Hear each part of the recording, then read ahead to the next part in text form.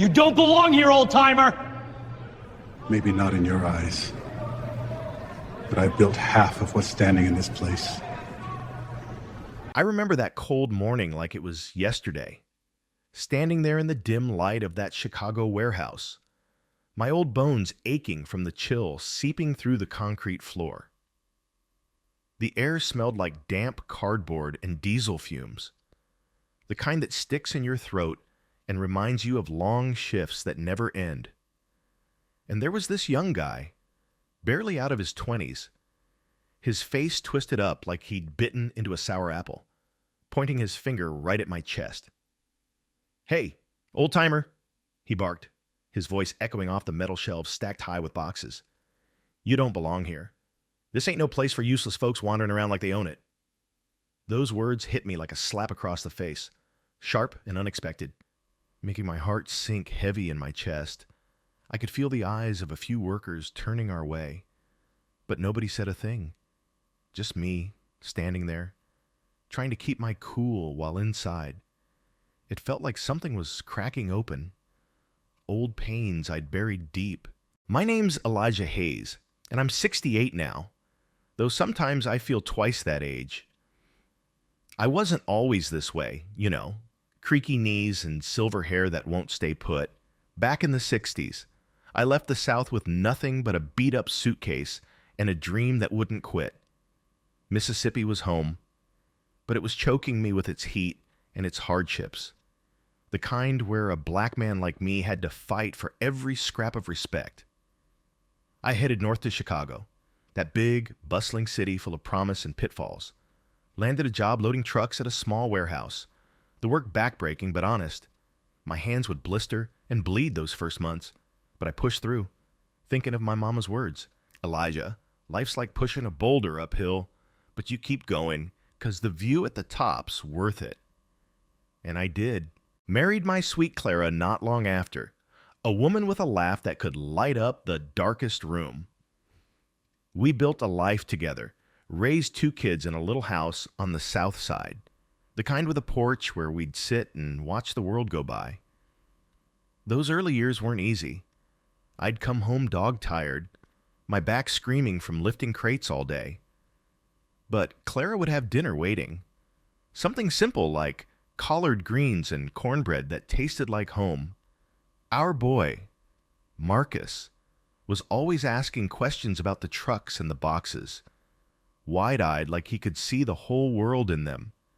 Our girl, Lena, she'd draw pictures of the city skyline, dreaming big. I saved every penny, worked overtime till my eyes burned, because I wanted more for them than what I had.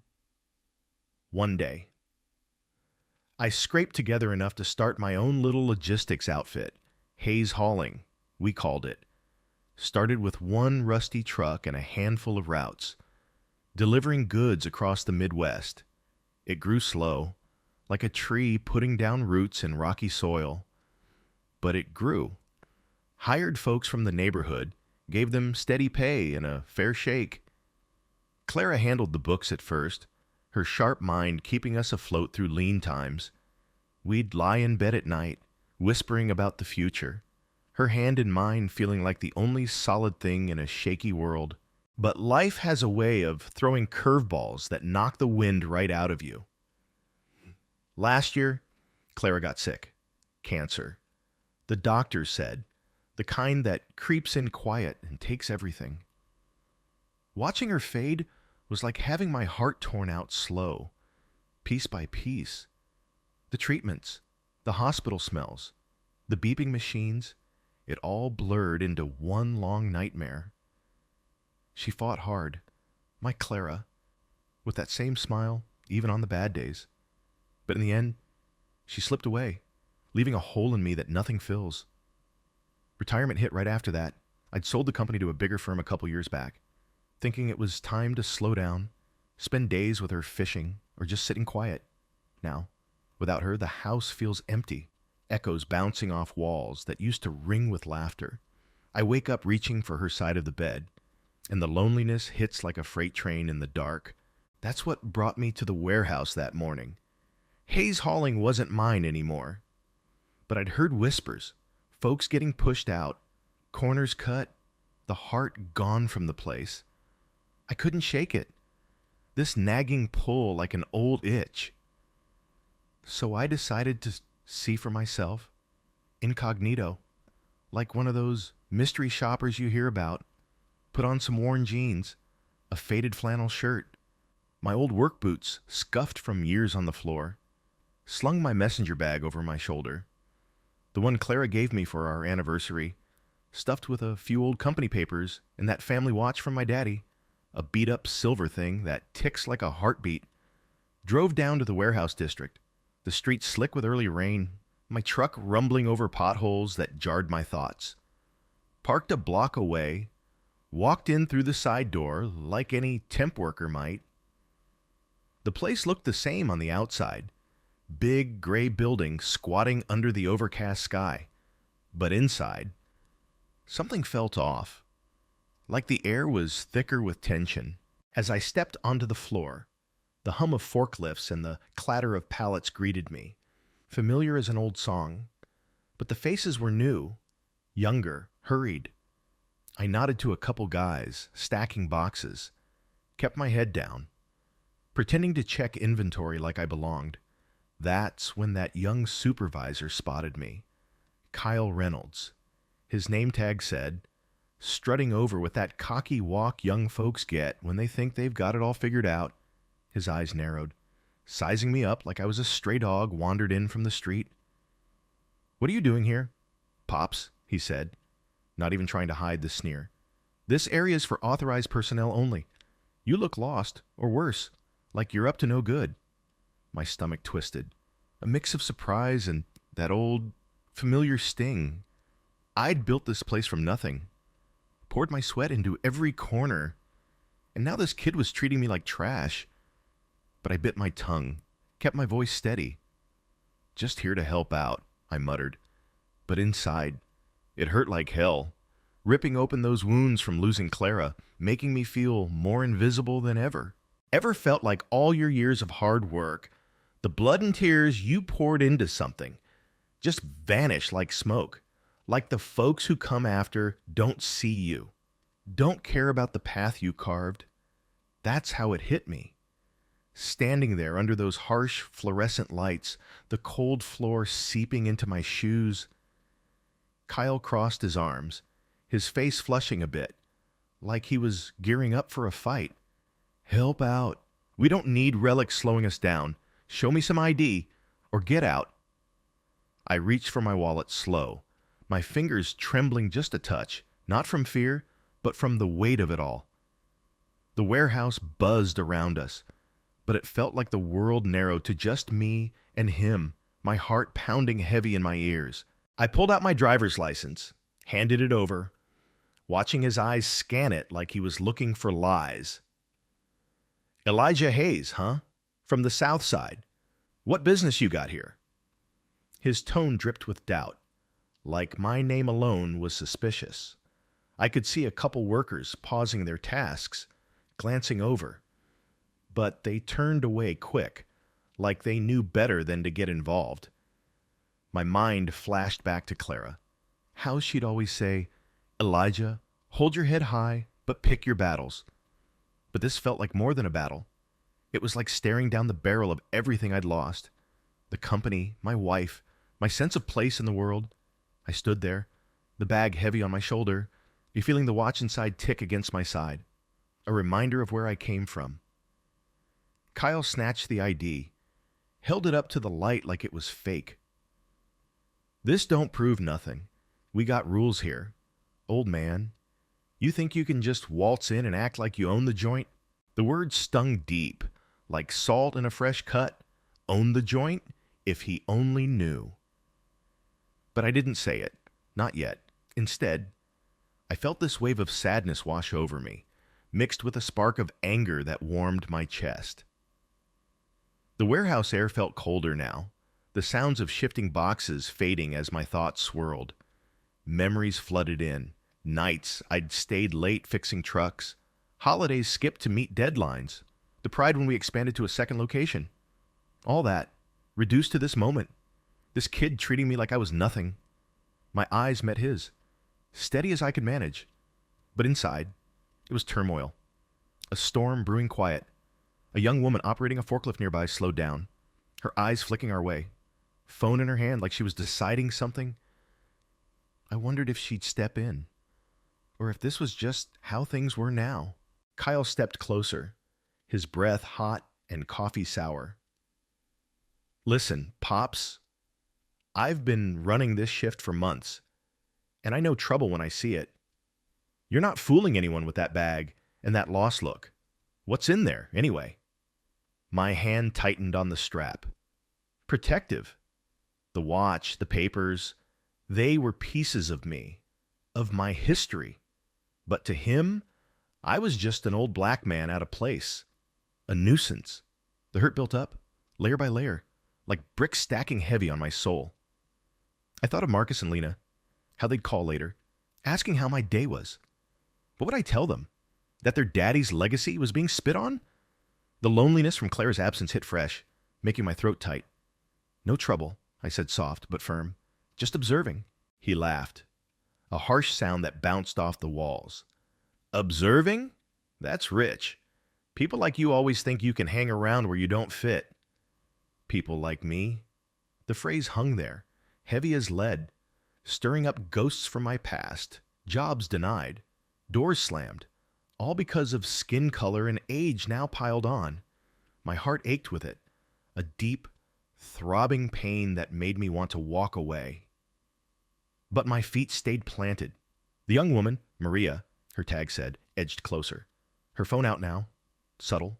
Kyle didn't notice, too busy glaring. I'm calling the assistant over. This ends now? As he reached for his radio, I felt a chill run down my spine, the weight of the moment pressing in. My bag shifted slightly, the watch inside giving a faint tick, like a countdown starting. That faint tick from the watch seemed to echo louder in my ears as Kyle's hand hovered over his radio, his fingers twitching like he was itching to pull the trigger on whatever authority he thought he wielded.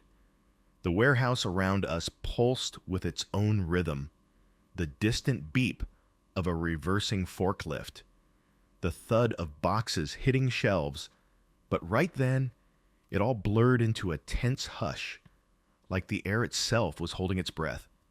I stood rooted, my messenger bag feeling heavier than ever, a silent anchor pulling me back to days when this place was mine, not some stranger's playground for power trips.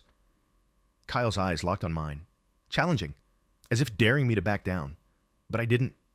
Instead, a flood of memories rushed in, unbidden, wrapping around that chill like a worn coat against the cold. Back when I first took over this warehouse, it wasn't much more than a drafty shell with leaky roofs and flickering lights that buzzed like angry bees.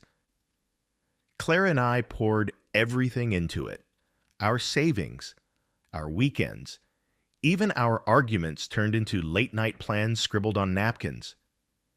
I'd come in at dawn, the fresh scent of lumber and packing tape filling the air, mingling with the coffee I'd brew in that old pot we kept in the break room. The hum of the first forklift starting up was music to me, a promise that we were building something real. Clara would drop by after her shift at the clinic, her nurse's scrub still on, bringing sandwiches wrapped in foil that warmed my hands and my spirit. We'd sit on overturned crates, talking about expanding, dreaming of hiring more folks from the block who needed a chance like I did. Our kids were little then. Marcus with his toy truck zooming across the floor. Lena giggling as she helped stack empty boxes into forts. Those moments felt golden. Simple joys that stuck with me like honey on fingers, sweet and lingering even now. But nothing stays golden forever. As the business grew, so did the headaches, late deliveries from storms that turned roads into rivers, suppliers jacking up prices like they smelled desperation, competitors undercutting us with fancy tech we couldn't afford yet. I remember one winter when a big client pulled out, leaving us scrambling. Clara and I sat up till the wee hours, her head on my shoulder, figuring how to make payroll without letting anyone go. We'll weather it, Elijah, she'd say, her voice steady as a lighthouse beam. And we did, turning those trials into triumphs, adding routes that stretched clear to Ohio and Indiana. The warehouse transformed, brighter lights, better equipment, a team that felt like family. Folks like Tom, who'd been with me from the start, loading trucks with a grin even on the roughest days.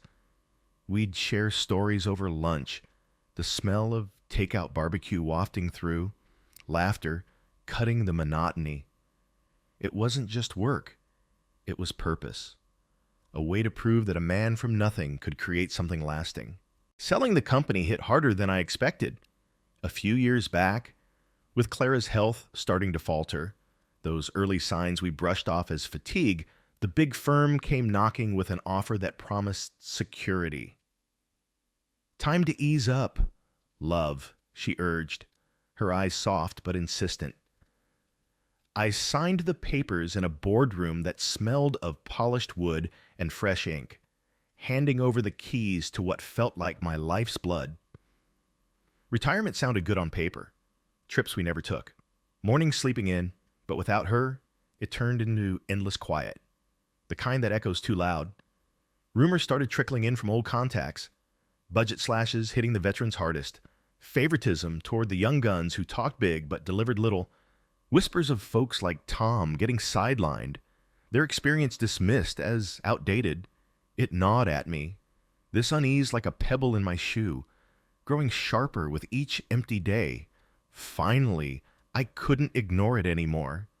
Dressed down, bag in hand, I showed up, heart thumping with a blend of curiosity and fear, like peeking behind a curtain I wasn't sure I wanted to see. From the moment I walked in, Kyle's gaze latched onto me like a hawk spotting prey. He was in his 30s, sharp haircut, clipboard always at the ready, striding around like he owned the shadows. Old folks slowing us down, I overheard him mutter to a nearby loader, his words slicing through the air, casual but cutting. It landed in my gut, twisting with a familiar ache, the dismissal I'd faced before. Now laced with the sting of years, I kept moving, clipboard in hand, pretending to tally stock. But my mind raced. Hurt pride bubbled up, hot and unexpected, but I swallowed it, choosing to watch instead. Why stir the pot key? I could learn more by staying quiet. Yet, each glance he shot my way built the pressure. Like steam in a kettle, Maria, the forklift operator, paused her machine nearby, her expression flickering with something. Sympathy, maybe, or recognition of the unfairness. She didn't speak, but her hesitation hung there, adding to the subtle strain. Loneliness from those empty retirement days amplified everything, stirring the grief I'd tried to box away. Clara's absence loomed larger here, in the place we'd built together, making me second-guess handing it over. Had I given up too soon? The question echoed in my head, a quiet drumbeat amid the warehouse clatter. Kyle circled back, his mutters turning pointed. "We don't need hangers-on dragging the pace," he said louder, close enough for me to smell his cheap cologne. My cheeks burned, but I met his stare level, thoughts swirling with the weight of unspoken history. The air between us thickened, charged like before a storm, as he koi-kung barked. "All right, Pops, time to explain yourself proper." I shifted my stance, the concrete cool under my boots, feeling the pull of old resolve mixing with fresh doubt. Maria edged her forklift a bit closer, her fingers drumming on the controls, as if weighing her next move. The watch in my bag ticked on, steady against the rising unease. While Kyle's impatience crackled like static, Tom appeared from around a stack of pallets, his familiar face creased with lines I didn't remember, nodding subtle at me before vanishing into the aisles. The tension coiled tighter, my breath steady, but my mind a whirl of what-ifs. As Kyle's hand dropped from the radio, opting instead to loom closer, his shadow falling over me like a gathering cloud. His shadow stretched long across the scuffed floor, swallowing the space between us as he leaned in, breath heavy with the day's frustrations. The warehouse lights buzzed overhead like distant thunder, casting harsh edges on his features, turning his scowl into something almost predatory. I held my ground, the faint metallic tangs of machinery oil hanging in the air, mingling with the sweat of a dozen workers hustling nearby. Kyle's voice dropped low, gravelly, like he was savoring the moment. "You deaf or just dumb, old man?" I said, "Explain yourself. Proper. What's a guy like you doing poking around my floor?" The words landed heavy, each one a jab at the invisible walls I'd spent a lifetime breaking down. My pulse quickened, not from fear, but from a simmering resentment that coiled in my chest, tight as a spring ready to snap. I kept my expression neutral. Years of navigating tougher spots, teaching me that showing fire only fueled theirs. Like I said, just helping out. I replied even, though inside, a storm raged, flashes of old jobs where bosses looked past me, seeing only color and not capability. Back in my early Chicago days, I'd swallow similar barbs, clock in anyway, prove them wrong with results. But now, at 68, it cut different, sharper, like a blade dulled by time but still drawing blood. Kyle snorted, circling me slow, his boots scraping the concrete in a deliberate rhythm that echoed my growing unease. "Helping? We got quotas here. Deadlines that don't wait for slowpokes. You look like you're one wrong step from tripping over your own feet." His gaze flicked to my bag, lingering there suspicious, as if it held secrets instead of memories. The jab stirred something deep, a echo of dismissals I'd faced climbing the ladder, hiring managers smirking at my resume, muttering about fit that had nothing to do with skills. I pondered it then, standing under that unyielding glare. How age had become another layer to peel away, another barrier, making me feel like a relic in a world racing ahead. It was like being a sturdy wrench tossed aside for a shiny new gadget, useful once but now gathering dust. Hope flickered faint, that maybe this was just one bad apple, that the core of what I'd built remained solid, but doubt crept in stronger, whispering that selling out had been a mistake, leaving my legacy to rot under folks like him. Maria, from her perch on the forklift, shifted uneasy, her dark hair tied back practical, eyes darting between us. She hesitated, engine idling soft, like she wanted to intervene but knew the cost. Jobs were scarce, mouths to feed at home. Tom edged out from the shadows of the aisles, his wiry frame unchanged since our early hauls together, though his steps carried a caution now. He caught my eye brief, a subtle headshake, warning of Kyle's reputation. Stories of folks pushed to quit, bonuses skimmed for the favorites. "Watch yourself," he'd whispered to me once over coffee years back. But now it played out real. His presence a quiet anchor in the brewing mess. Kyle didn't notice, too focused on prodding. "ID, now, and make it quick, or I'll have you escorted out." I fished out my license again, the plastic worn smooth from handling, handing it over with a steadiness that belied the turmoil inside. Anger bubbled low, tied to those youthful slights, being followed in stores, questioned on streets, always proving twice as much for half the credit. At my age, it exhausted more than enraged, a weary fire that smoldered rather than blazed. He snatched it, holding it up, skeptical, lips curling. "Haze, eh? Figures. You don't strike me as the type who belongs in a place like this. Too slow, too outdated." The accusation hung there, laced with an undercurrent that pricked at old wounds, making me wonder if it was just my years or something deeper, unspoken. I stayed calm, breathing even, but the pain of it twisted like roots digging into soil, unearthing buried hurts. Maria finally cut her engine, stepping down quiet, her work gloves tucked in her belt.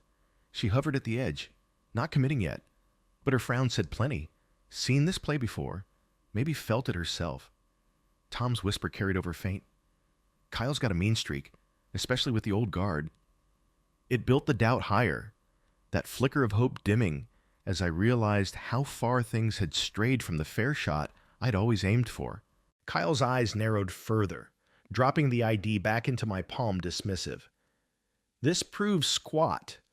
What's really in that bag? Tools, lunch, or something you shouldn't have? His hand gestured sharp, demanding, as if unveiling it would confirm his suspicions. Inside me. The mix churned. Hope clinging that this was salvageable. Doubt shouting that the rot ran deep.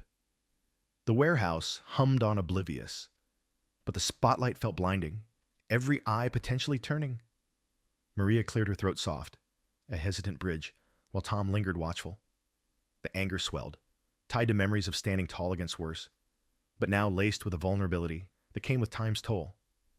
Kyle reached closer, impatience boiling over. Open it up, or we're done talking.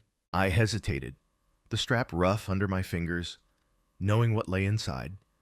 Papers that could shatter his assumptions, but choosing silence to let the truth unfold slow. Doubt weighed heavy, hope a thin thread. As his fingers brushed the flap curious, that's when he spotted it, the glint of my daddy's old watch peeking through, its silver face catching the light innocent. His expression shifted triumphant, voice rising accusatory. What's this? Looks pricey for a temp. You lift that from somewhere? The theft claim hit like a gut punch, ramping the stakes, my mind reeling with the absurdity. That heirloom, passed down through generations, now twisted into evidence against me. Maria's eyes widened. Tom tensed visible, the air thickening with unspoken outrage.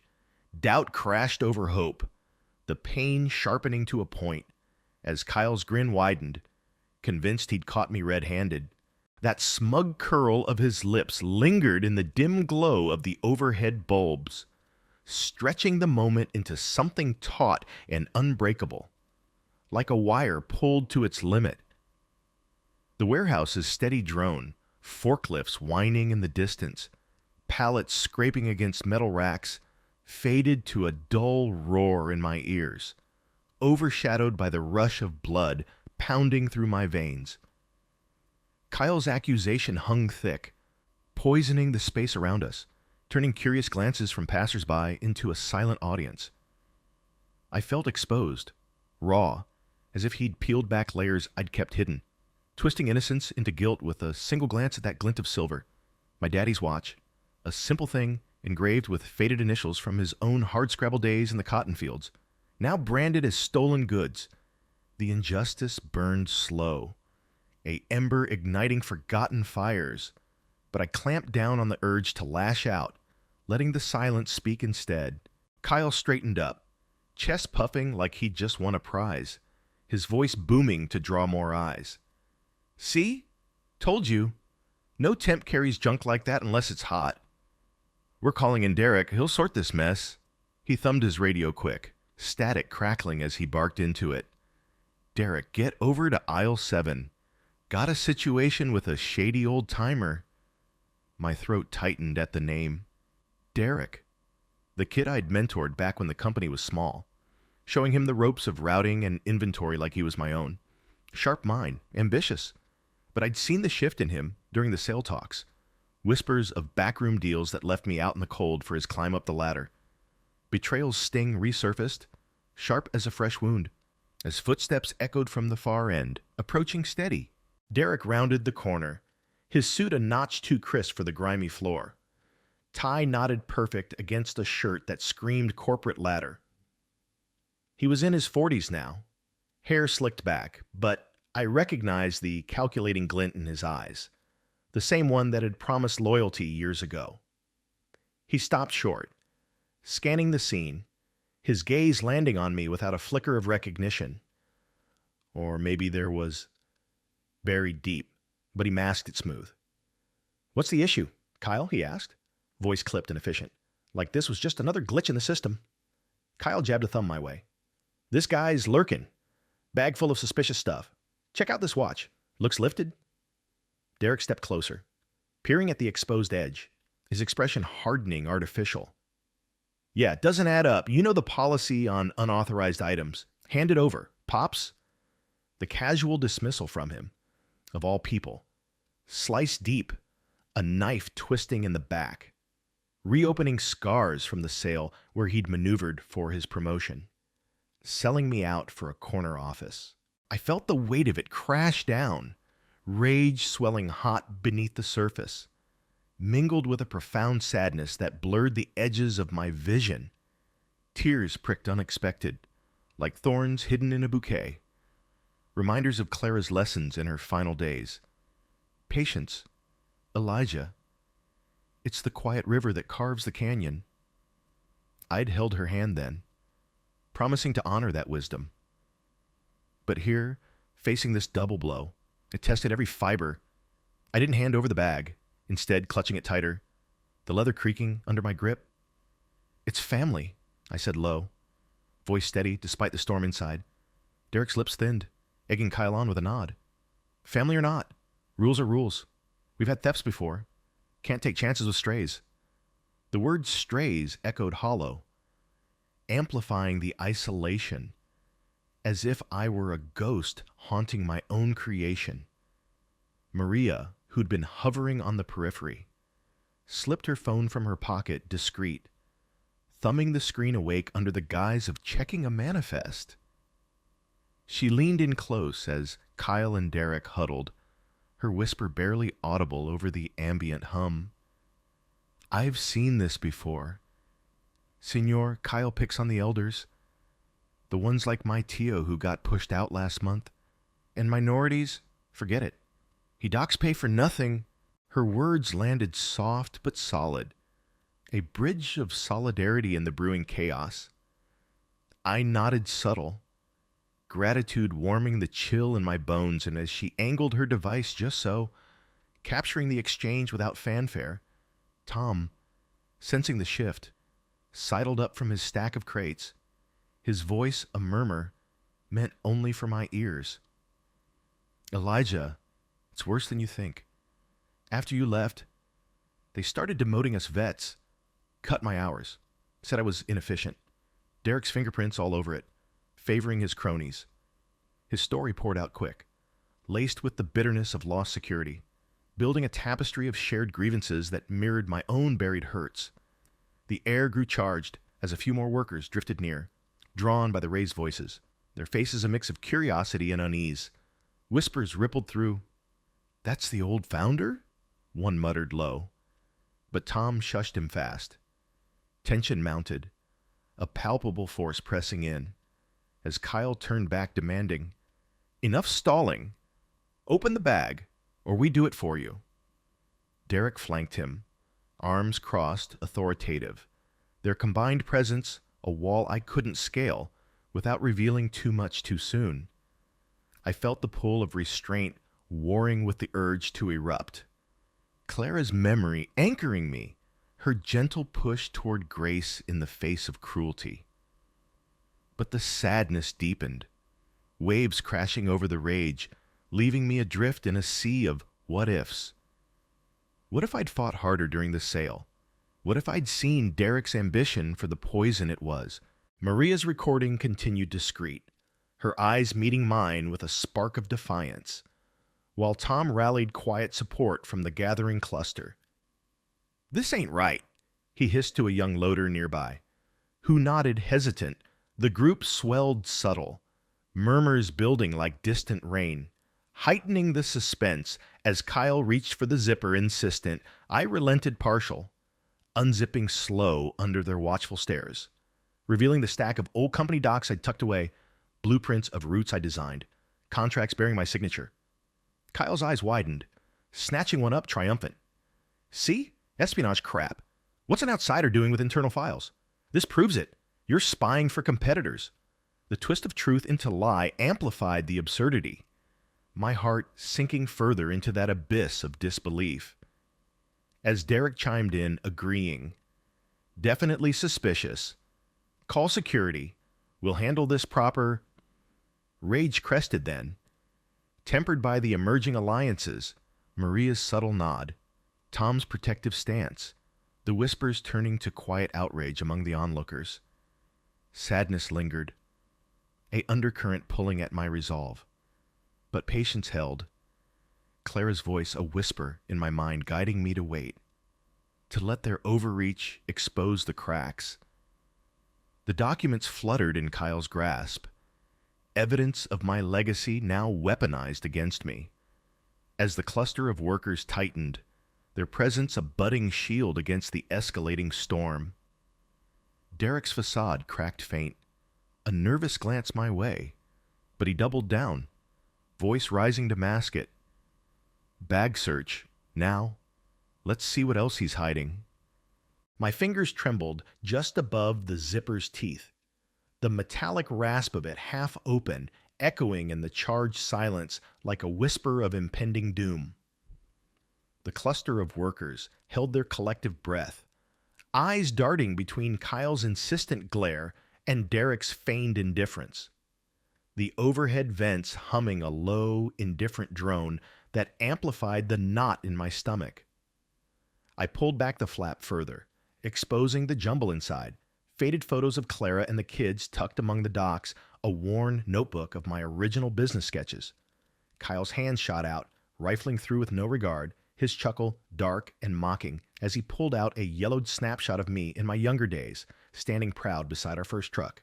Look at this. Old man tales from the Stone Age. Bet you think you're some legend, huh? Waving around relics like they mean something in today's game. Derek joined in seamless, his laugh forced but cutting, amplifying the humiliation before the growing crowd. Yeah, Pops. Save the nostalgia for the nursing home. We've moved on. Faster tech, sharper crews, your era's dust. Their words pelted like hail on thin glass, shattering the composure I'd clung to, leaving me feeling stripped raw under the glaring fluorescence, vulnerable as a man caught in a downpour without shelter.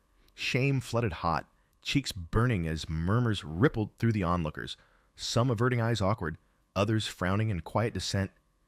It was like being paraded as a fool in my own kingdom, the legacy I'd nurtured twisted into a punchline. I stood there, bag limp in my grasp, the weight of their scorn pressing down, evoking a gut-deep ache that blurred the line between past and present. Memories surged unbidden, pulling me back to those lean years, raising Marcus and Lena amid the grind. Nights' key bills stacked higher than the crates. Clara and I patching budgets like old tires, her weary smile the only light in our cramped kitchen. We'd scrape by on beans and rice, me working doubles while she juggled shifts, teaching the kids resilience through example. Hard times build strong bones, I'd say, hugging them close after a long day. Contrasting that with this moment's erasure felt like a cruel joke, my contributions invisible now, reduced to mockery by the very ambition I'd once encouraged in Derek. Pity stirred unexpected for him. Seeing the boy I'd guided turned into this polished betrayer, chasing rungs on a ladder that led nowhere true.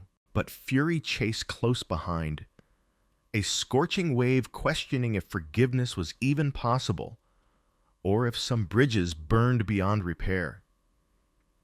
The internal tug-of-war left me dizzy, heart pounding erratic, as I wrestled the urge to reveal everything against the wisdom of letting their hubris unravel further.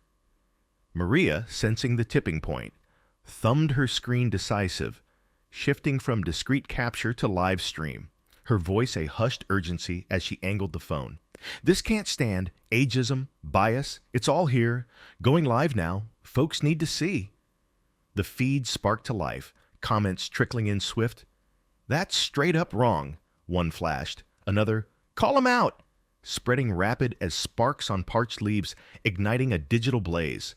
Viewers swelled by the second, outrage building visible on her screen, mirroring the shifting mood in the warehouse. Tom leaned in protective, his hand on my shoulder steadying, as more workers nodded in agreement, their shared whispers evolving into bolder stands. I've lost shifts to this nonsense, a burly packer muttered loud enough for Kyle to hear, fueling the undercurrent of rebellion. The escalation fed the turmoil inside. Pity for Derek's hollow path clashing with fury at his complicity, shame giving way to a defiant spark as the live comments poured in supportive. Kyle's face tightened, oblivious at first to the streaming eye, but Derek's glance at Maria's phone betrayed a flicker of unease. "Enough games," Kyle snarled, snatching his radio again. "Corporate security, now. This intruder's done." My pocket vibrated insistent. The buzz of incoming calls from Marcus, my lawyer's son, no doubt alerted by some instinct or tip-off, but I silenced it quick, ignoring the pull to end this farce, choosing instead to let the pressure build toward the inevitable crack. The air hummed electric, alliances solidifying as viewers' voices amplified the brewing storm, my resolve hardening amid the chaos. The electric hum in the air pulsed stronger, vibrating through the metal racks like a heartbeat quickening in the face of reckoning, as my resolve steeled itself against the onslaught of their demands.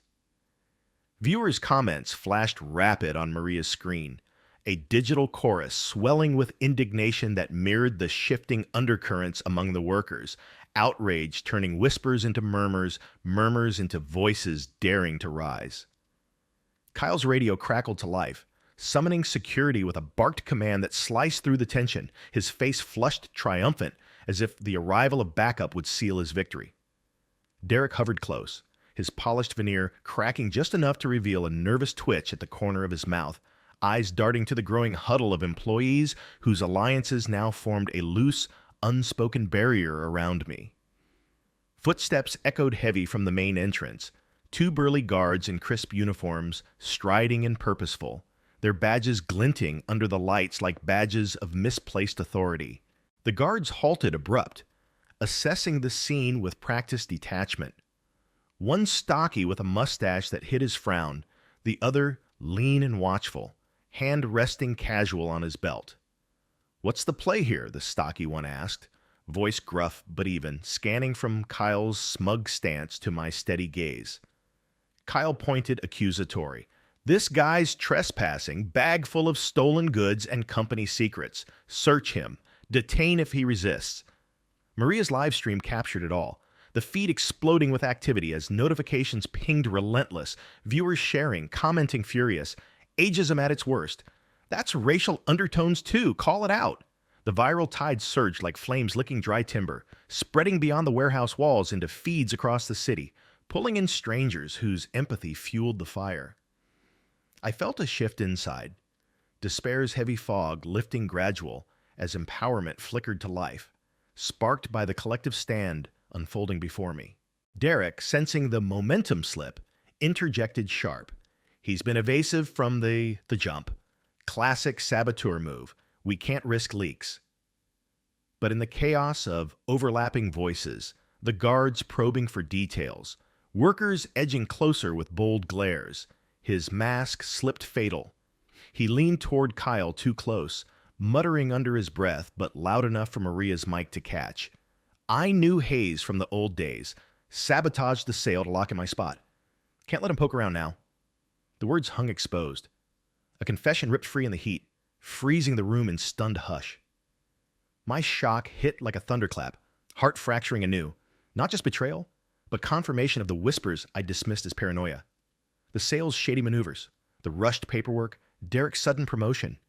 It all clicked cruel, spirit igniting with a quiet fury that burned clean and resolute, transforming pain into purpose. The guards exchanged glances uneasy, the lean one pulling out his own radio hesitant. "Hold up. That sounds internal. We need clarification." Maria's stream erupted volcanic, comments flooding. "He admitted sabotage. Fire him now." Viewers tagged corporate handles, the digital outcry amplifying real time, pulling in executives who'd soon feel the heat. Tom seized the moment, voice booming unexpected. "Derek's been bleeding us dry. Pensions slashed, unfair firings for anyone over 50 or speaking up. I lost my full benefits last quarter because I questioned his efficiency cuts." His testimony landed solid, empowering the others, a young mechanic stepping forward. He docked my overtime because I complained about safety gear for the night shift minorities. Stories cascaded then, a torrent of grievances, lost wages, biased scheduling, veterans sidelined for fresh faces who kissed up to Derek's clique. Each account layered the emotional depth, pulling me from drowning depths of old pains into a rising tide of collective strength. Despair yielding to a fierce, shared empowerment that lit the room like dawn breaking. Intensity sustained relentless, the guards shifting uncomfortable as the crowd swelled to a dozen, phones out now recording duplicate angles. Kyle's triumph faded to panic, barking futile. This is insubordination, back to stations. But the momentum was unbreakable. Workers testifying bold against the duo's regime of favoritism and fear. My phone buzzed insistent again, this time from board contacts I'd kept loose ties with, but I ignored once more, letting the chaos crest toward its peak. The viral wave crashed wider, notifications pinging on Derek's own device. He glanced down pale, realizing the confession's capture. "Wait, that was off record," he stammered, but too late. The feed hit thousands. Corporate alerts no doubt lighting up desks miles away. Empowerment surged through me, layers peeling, the initial despair of erasure giving way to anger's clarifying blaze. The guards, caught in the crossfire, radioed for higher-ups, their voices laced with doubt as testimonies piled on. Unfair demotions, racial slurs whispered in breaks, pensions evaporated under Derek's restructuring. Maria narrated soft into her stream, "This is real. Ageism, bias, betrayal from the top." Finally, as the guards moved to de-escalate, my phone rang shrill from a number I couldn't ignore, the lead board member. I let it vibrate once, twice, then pressed accept mid-turmoil, voice calm amid the storm. "Elijah Hayes speaking." The room froze in horror, Kyle's face draining color like sand through fingers, Derek's eyes widening in dawning terror as my identity pierced the veil. The guards halted mid-step, workers gasping collective, the live stream exploding with fresh frenzy. My revelation hung electric, empowerment cresting to its zenith as the confrontation teetered on the edge of collapse. The crackle of revelation lingered in the suspended hush, my words slicing through the warehouse like a blade through fog, leaving Kyle and Derek exposed in the stark light of truth. The guards' radios fell silent mid-transmission, their postures shifting from authoritative to uncertain as the workers' gasps rippled outward, a wave of realization crashing against the metal shelves. Maria's stream surged with frenzy, viewer counts skyrocketing as comments exploded in real-time jubilation. "He's the boss! Fire them!" turning the digital tide into a roaring flood that drowned out Kyle's stammered protests. Derek's composure shattered complete, his face ashen as parchment under flame, eyes darting desperate for an escape that didn't exist. I held the phone steady, the board member's voice booming through the speaker, authoritative and final. "Elijah, we've monitored the feed appalling. As founder with retained veto rights, you have full authority. Proceed." With a nod to the invisible lifeline on the line, I locked eyes on the pair, voice calm but edged with the steel of decades forged in adversity. "Kyle Reynolds, Derek Harlan, you're terminated. Effective immediately. Security, escort them out." The words dropped like stones into still water, ripples spreading as the guards moved swift, flanking the duo with firm grips. Kyle's bravado crumbled to please. "Wait, this is a mix-up. I didn't know." While Derek's betrayal twisted into denial. "Elijah, we can talk this." But their voices faded under the rising cheer from the workers, a spontaneous eruption of claps and whoops that echoed off the high ceilings like long-suppressed thunder. Tom pumped a fist triumphant, Maria's smile breaking wide as she captured the exodus, the live feed immortalizing their pale, haunted expressions. Ghosts glimpsing their own graves, dragged from the empire they'd corrupted. Bittersweet vindication washed over me, a tide pulling at shores worn by time, mingling triumph with a quiet sorrow for the company's faded glory. The vibrant hub Clara and I had nurtured, now scarred by greed's shadow. Workers clustered closer, their faces alight with relief, but I felt the pang of what might have been, a hollow echo in my chest where pride once swelled unmarred, forgiveness tugged gentle. Clara's wisdom resurfacing soft as a summer breeze in my mind. "Grace isn't weakness, love. It's the bridge over troubled waters. I turned to Maria first, her phone still aloft. You've got fire in you. Consider this your promotion to shift lead. Fair pay, real input. Her eyes widened grateful, a nod sealing the pact, while Tom clasped my hand firm. About time, boss. The acts of restoration stirred hope faint but growing, light-piercing storm clouds to warm the chilled floor. On-site changes flowed natural from there, my voice carrying over the hum as I outlined protections for the veterans. Guaranteed hours, bias training mandatory, pensions restored retroactive. No more sidelining experience for Flash, I declared, evoking nods and murmurs of agreement, the warehouse breathing easier as the guards bundled Kyle and Derek toward the exit, their protests lost in the din. Purpose reignited within me, a spark fanning to flame after months of ash, transforming the ordeal into a catalyst for renewal. Ever turn pain into power, folks? Drop it in the comments. Your stories might light someone's path like this did mine. The board stayed on the line, affirming the shifts, as workers dispersed with renewed energy, Maria ending her stream on a high note, the digital echo lingering like a promise kept. The digital echo of that promise reverberated long after Maria lowered her phone, the warehouse settling into a rhythm reborn, workers dispersing with steps lighter than before, carrying whispers of change that buzzed like bees in a fresh hive. Months slipped by in a blur of reconstruction, the company blooming under policies I'd insisted on, fair evaluations based on merit, not youth or connections, mentorship programs, pairing seasoned hands with eager newcomers, diversity audits to root out the weeds of prejudice.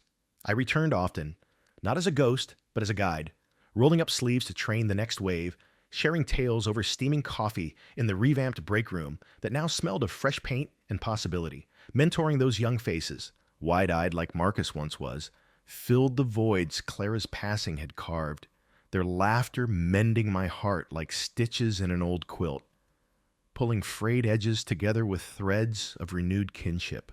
Joy crept back subtle at first, in small victories. Tom reclaiming his role with a raise that honored his loyalty. Maria leading shifts with a confidence that inspired her team. The viral fallout sparking inquiries from industry groups eager for my insights on combating ageism's subtle poison. Speaking at those forums, modest halls filled with attentive nods turned personal scars into shared wisdom, a platform where I could advocate for the overlooked, proving that one man's endurance could ripple into waves lifting many. Resilience wove through it all, a quiet thread reminding me that no hurt runs so deep it can't be bridged by time and tenacity, turning yesterday's shadows into tomorrow's shade trees for others to rest under. The long shadow of that day stretched far, the video's reach igniting conversations in boardrooms and break rooms alike. Policies shifting across logistics firms to embrace experience as asset, not liability. Hope anchored me now, a steady harbor amid life's tempests, offering solace to those navigating similar storms. Whispering that dignity once claimed becomes unbreakable armor. If this tale stirred something in you, hit like and subscribe for more slices of real life that cut to the core. Share below. What's one moment you stood tall against the odds? Together we lift each other, building bridges where walls once stood. Elijah Hayes speaking. No.